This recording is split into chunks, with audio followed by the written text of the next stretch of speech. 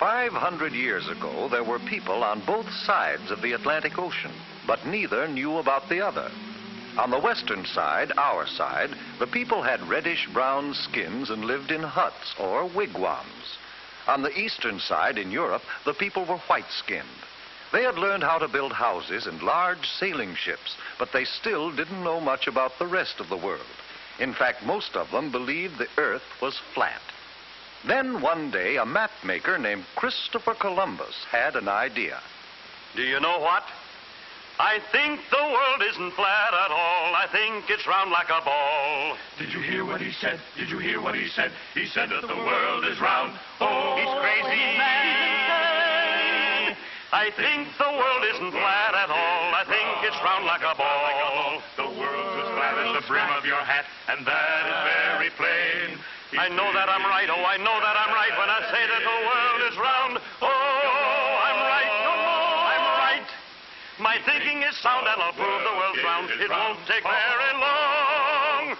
But it did take long, 7 long years, before Columbus could convince a king or a queen to let him try out his idea. Then Queen Isabella of Spain agreed to supply the ships and men for his trip. I will discover a shortcut to India and bring back some of the great wealth I find there. And I can do it, for I know the world is round. And instead of going east to India, I shall sail west and reach India around the other way. It will be a shorter and cheaper way, for I'll do it all by sea. Queen Isabella provided Columbus with 3 ships, the Nina, the Pinta, and the Santa Maria. And on August 3rd, 1492, they set sail across the unknown Atlantic. High on the foaming tide, over the ocean, onward our ships will ride. Onward, my sailors.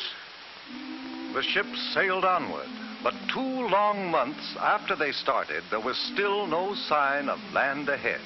Turn back, Columbus. Turn back, Columbus. We'll not turn back until we find India. Onward, men! By October 10th, the sailors and the crew were ready to take matters into their own hands. If Columbus won't do as we ask, we'll put him in chains. And we'll turn the ships around ourselves. Wait! Have you heard?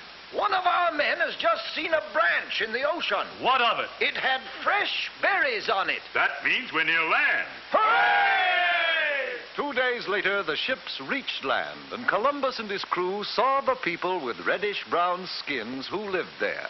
Oh, I think it is rather surprising that they should have reddish-brown skins. But now since we have landed in India, then these people must be Indians. We'll call this part of India San Salvador, and I take possession of it in the name of the King and Queen of Spain. The people Columbus called Indians were very friendly, and they gave Columbus and his men many gifts, but not the rich jewels and gold for which they had come. For Columbus really wasn't in India at all. He was on one of the islands off the coast of America. But because of Columbus's mistake, the natives of America have been called Indians ever since. Columbus visited other islands near San Salvador, looking for the great wealth of India. And then he and some of his men returned to Spain.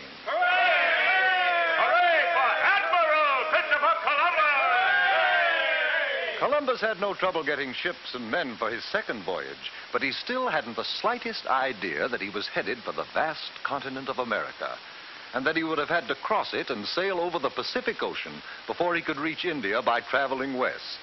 The men of Europe were no longer afraid of the ocean. Columbus made 2 more voyages, and other explorers followed.